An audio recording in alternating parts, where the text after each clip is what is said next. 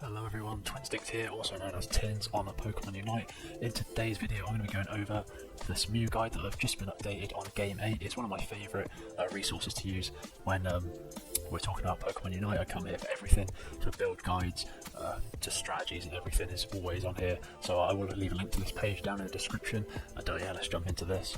To start with, players will be able to get a Mew Unite license for free by completing the mural in the Mew's Mural Challenge event. So if you don't want to pay for this attacker, do not pay for it, complete the challenge, and you'll get this for free, which is always really nice. They're giving a Pokemon out for free. Mew is pretty decent in the top lane, the jungle or bottom lane, obviously with its access to so many different moves that we will find out shortly. So strengths and weaknesses then, offers dynamic gameplay that can adapt to any situations, moves have great synergy with one another, and the weaknesses, move damage is relatively weak compared to other attackers in the roster, I'm sure because it's so dynamic, and you can sort of switch moves as and when the situation allows. That more than makes up for its lack of damage. Best builds then, at the moment we've got an offense focused build, so you've got a Wise Glasses Choice Spec Shell Bell with an X attack. That's going to just give you that boost of damage that you might be needing on Mew. You can run that in any lane. It's got a lot of combination there for emblems.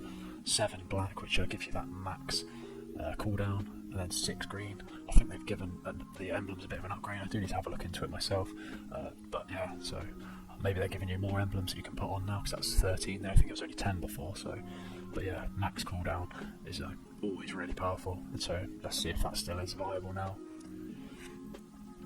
So this build turns Mew into a dedicated damage dealer to maximise damage. You need to stay at the back lines during team fights and keep a safe distance away from enemies, since the build lacks defensive items. Although you switch back and forth between your moves, you'll most rely on Light Screen and Solar Beam or Electro Ball as your main sources of damage due to their synergy and damage, with agility as a utility. Choice Specs, Wise Glasses and Special Attack all provide the firepower you need to increase Mew's damage, which is all really nice. X Attack gives Mew even more firepower for max damage. Alternatively, you can equip an eject button instead as a quick repositioning tool for hectic fights. Alternatively to that, you could run an X Speed. It's probably one of my favourite items because you get that quicker than the eject button, and it does last a little bit longer. So your boost emblem loadout should consist of 6 greens for maximum special attack boost and 7 blacks for the cooldown reduction. Equip emblems that improve special attacks since you want to deal as much damage as you can with a single move. You can freely trade attack and critical hit rate. So move combinations then, offense moveset will be Electro Ball and Solar Beam, agility movesets will be Agility and Light Screen. Obviously I think you'd want to use those one or the other, so like Electro Ball, Agility or Solar Beam and Light Screen. The combination of move prioritises increasing Mew's damage output for offense. Going for Solar Beam gives you a more passive and long range approach, while Electro Ball allows you to get aggressive. So we know what Electro Ball does. Pikachu does it really, really well. It is a quick charging move as well, so with cooldown reduction you'll be firing those off pretty quickly. Agility makes Mew nimble enough to manoeuvre around its opponents while dealing damage, and on the other hand, shooting your Electro Ball or Solar Beam through a Light Screen increases its effectiveness, so that's interesting. So if you throw up a Light Screen first, and then use either Electro Ball or Solar Beam, I guess that's an increase in damage, which will be really powerful. So then guys, moving on, support focus build. We've got Wise Glasses, Assault Vest and Buddy Barrier with an X Speed. I do like X Speed, emblem colour combination with blue and black. This build puts Mew in a support role that focuses on enhancing the team's effectiveness in combat while providing suppressing fire from a safe distance. It mainly evolves around shielding and buffing allies with coaching, while taking advantage of synchronised movement speed buff. Since you want to keep Mew from falling in battle and continuously aid its allies, Assault Vest and Buddy Barrier increase survivability, the latter of which can also provide a shield whenever Mew uses its Unite move. And then for offense, Wise Glasses increases special attack. For farming and brawling with opponents, like we said with the last build, you can run X Speed, gets you around the map, and it keeps you safe. Obviously, if you're trying to chase down an opponent, we know what it's all about. The boost emblem loadout consists of 6 blues for defense and 5 blacks for the cooldown reduction. You want to equip emblems that improve special attacks since you want to deal as much damage as you can with a single move, same as the last build. So offense moveset, Solar Beam, plus coaching or Surf, plus coaching or Light Screen. This combination makes Mew act like an offensive support Pokemon that can enhance its teammates' effectiveness in battle and still contribute to the team's overall offense. You can have Mew sit at the back line and provide suppressing fire with Solar Beam, while you increase your allies' attack speed with coaching or hinder enemy movement with Light Screen. Additionally, having extra defenses from your boost emblems and Assault Vest allows you to engage and disable opponents in fights using Surf. So this is going to be really powerful, I think, because you can just switch around the move set that you want during the game, so it's just going to be really powerful. You're never going to know what he's going to be using. So, best items of movesets for Mew then. We've got the Assault Vest, a Buddy Barrier, a Focus Band, Wise Glasses, a Shell Belt, and Choice Specs.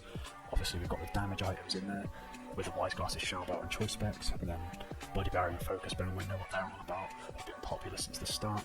I think they did buff the Assault Vest though, so Assault Vest gives Mew extra protection from special attacks, which is weak against, and the additional HP also increases Mew's survivability.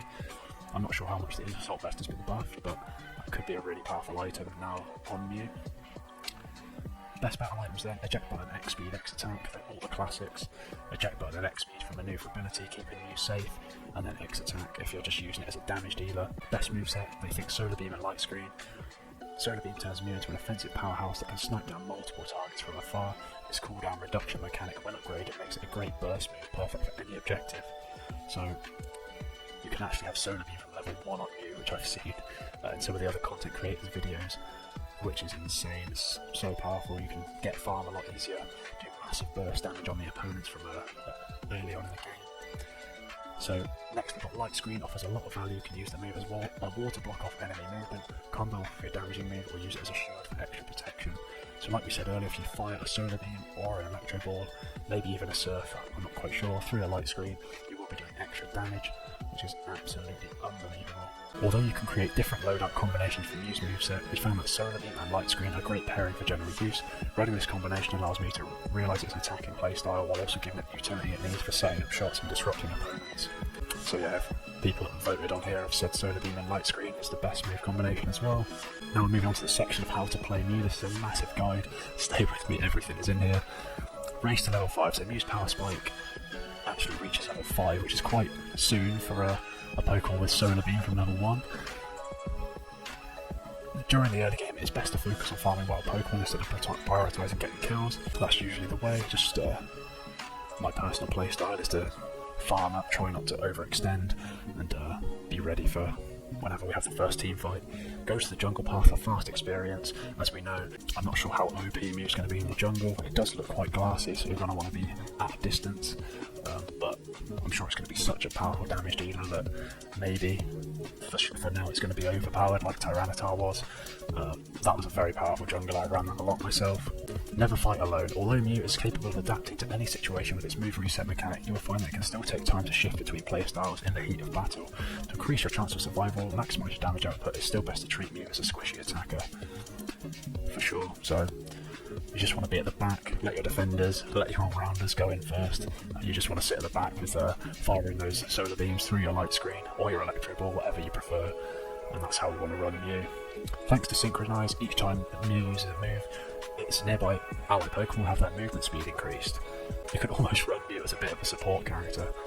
Aside from spamming moves whenever they're ready, always keep in mind where you activate your moves so your teammates can benefit from the extra effect.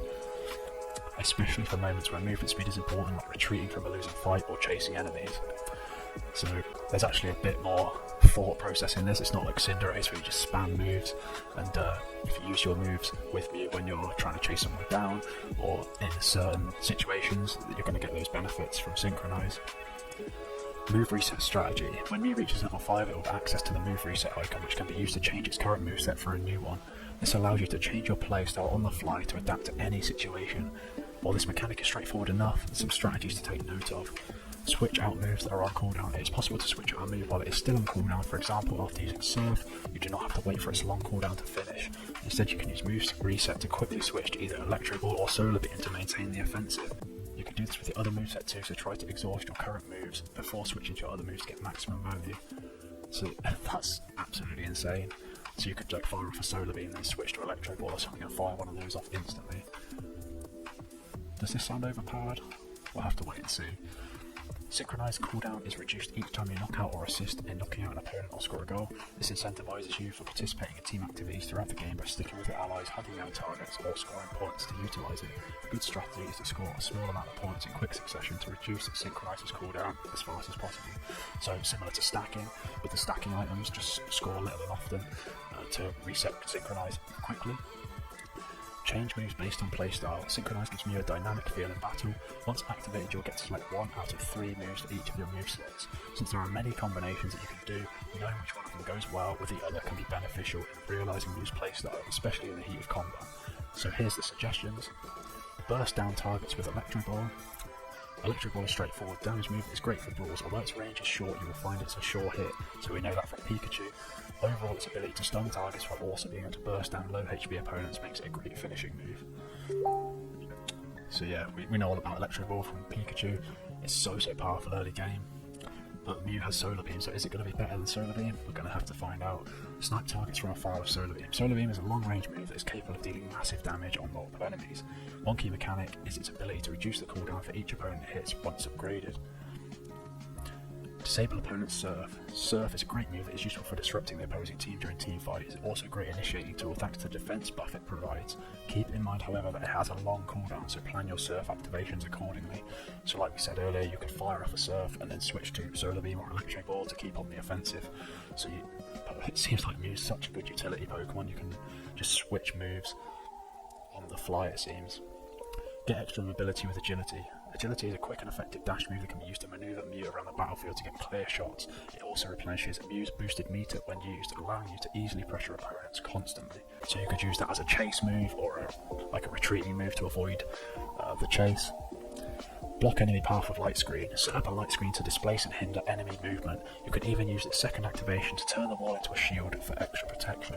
Moreover, you can use it to combo off your damaging moves as attacking through the wall boosts their effectiveness. Like we said earlier, fire a Light Screen first, then shoot Solar Beam through it or Electro Ball, and you'll be doing more damage. Protect allies with Coaching. Coaching is a great support-based move that allows you to give your teammates buffs and shields in quick succession. This is going to be so powerful. One key interaction with this move is its ability to reduce your damaging move's cooldown by a significant amount if you manage to use Coaching on multiple allies. So if you use Coaching, you've just fired off Surf or Solar Beam or Electro Ball, use Coaching on your whole team, and maybe you're going to get instant cooldown or you're going to get a few seconds off that cooldown, which, as we all know, with emblems, black emblems, a percentage of the cooldown buff there, and everything else that Mew seems to have, it could just be like instant cooldowns, which is going to be insane. So, reserve Mystical Mirage for team fights, we know all about that. Save your Unite move for Rayquaza, save it for Regieleki, which seems to be the most popular choice on the new map. We're going to have to wait and see how it all works out. Mystical Mirage is a great utility move, perfect for team clashes. Activating it will make you and each ally within the area invisible, essentially making the team untargetable for a short time. This will make securing objectives much harder for the enemy team, as they won't be able to line their shots properly. That sounds insane. Keep in mind that Mystical Mirage does not protect you against area of effect damage from the enemy team. If enemy moves like Fanciful Fireworks or Sandstream are in effect when you activate Mystical Mirage, you and your team will still take damage. So you'll still take damage from area of effect is what I get from this, but the opponent's targeting you with any sniping moves from a distance, they're going to find that much more difficult because they won't be able to see you for a short time. Each time you activate Synchronize, Mystical Mirage's cooldown will be reduced by 7 seconds.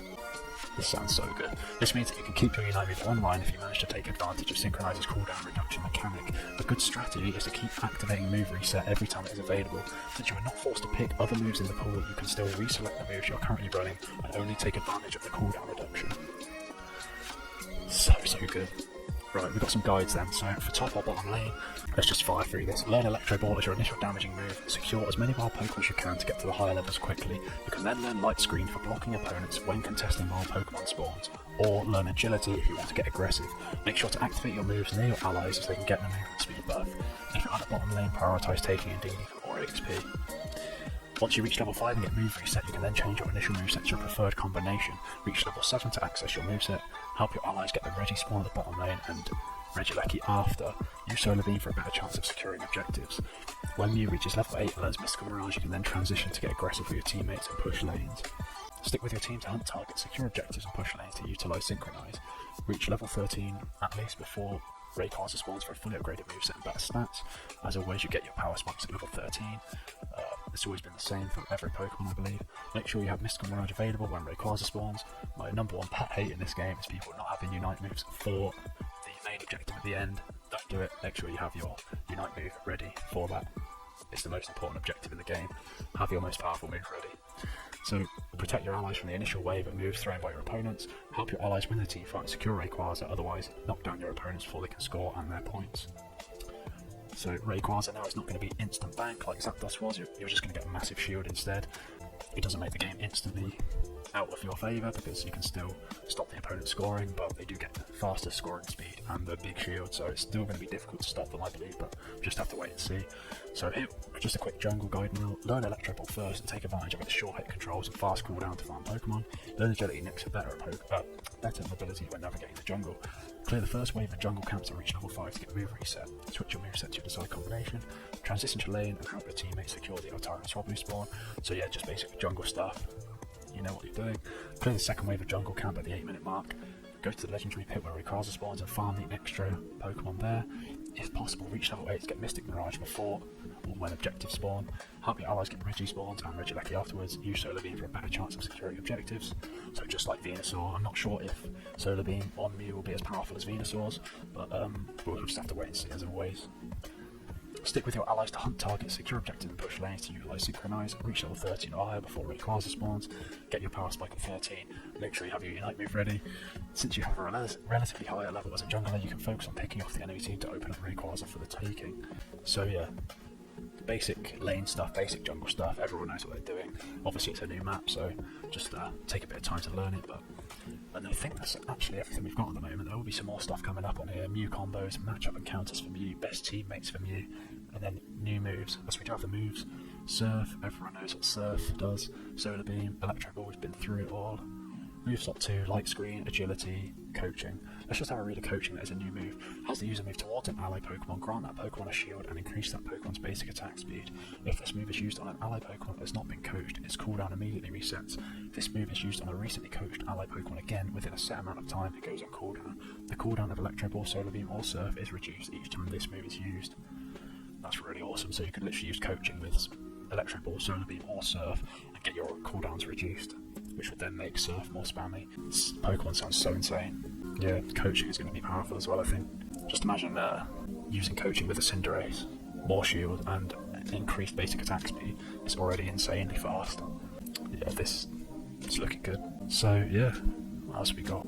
It's just some basic stuff. I think that is actually everything we've got. Awesome. So that is it from me for this Mew guide, everyone. Thank you so much for watching. I think my camera did stop halfway through, so we'll probably have to upload this anyway. Do give me your thoughts down in the comment section below, what you think of Mew. It looks absolutely insane. I can't wait to give it a try. If you have already, let me know the best move combinations, what you think. And yeah, thank you so much for watching. Please do smash that subscribe button if you've enjoyed the content. Stick a like on the video, and I'll see you in the next one.